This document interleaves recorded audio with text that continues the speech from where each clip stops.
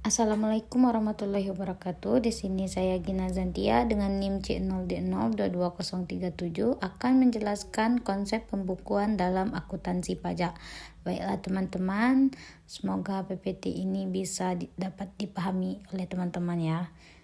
Definisi pembukuan dalam akuntansi pajak. Pembukuan itu yaitu proses pencatatan secara teratur untuk mengumpulkan data dan informasi tentang keadaan, harta, kewajiban, modal, penghasilan, dan biaya, serta harga perolehan dan penyerahan barang dan jasa yang terutang atau tidak terutang PPN, PPNBM yang ditutup dengan menyusun laporan keuangan berupa laporan laba rugi dan neraca pada setiap akhir tahun buku.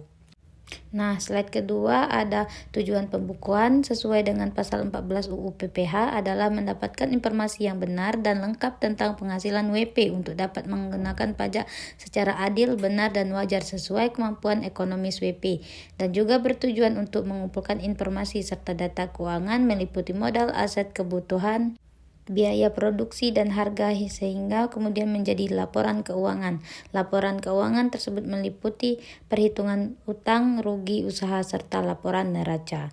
Nah, di slide berikutnya ada konsep dasar pembukuan dalam akuntansi pajak. A. Pengukuran dalam mata uang asing. B. Kesatuan akuntansi. C. Konsep kesinambungan. D. Konsep nilai historis. E. Periode akuntansi. F. Konsep taat asas. G. Konsep materialitas. H. Konsep konservatisme. I. Konsep realisasi. Nah, di berikutnya kita masuk ke syarat penyelenggaraan pembukuan. 1. Pembukuan atau pencatatan tersebut harus diselenggarakan dengan memperhatikan itikat baik dan mencerminkan keadaan atau kegiatan usaha yang sebenarnya.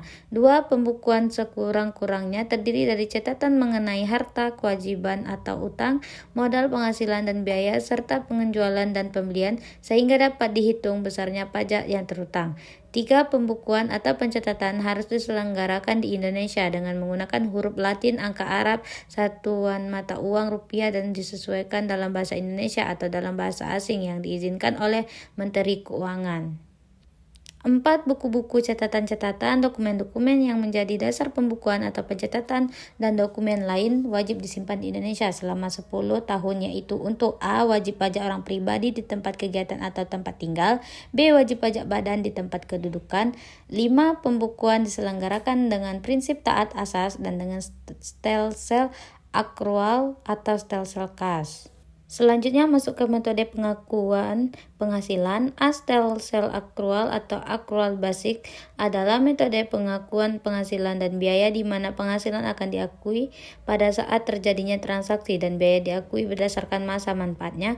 B. Stelsel kas. Kas basic adalah metode pengakuan penghasilan dan biaya di mana penghasilan diakui pada saat diterima tunai dan biaya diakui pada saat dibayar tunai. C. Stelkas campuran. Selanjutnya kita masuk ke slide ketentuan kurs konversi terbagi dua. A.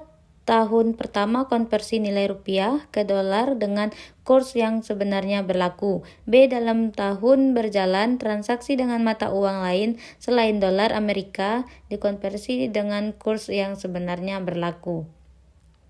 Nah, terus kita masuk ke sanksi tidak melakukan pembukuan. Sanksi tidak melakukan pembukuan terbagi dua. 1. Sanksi administrasi. 2. Sanksi pidana.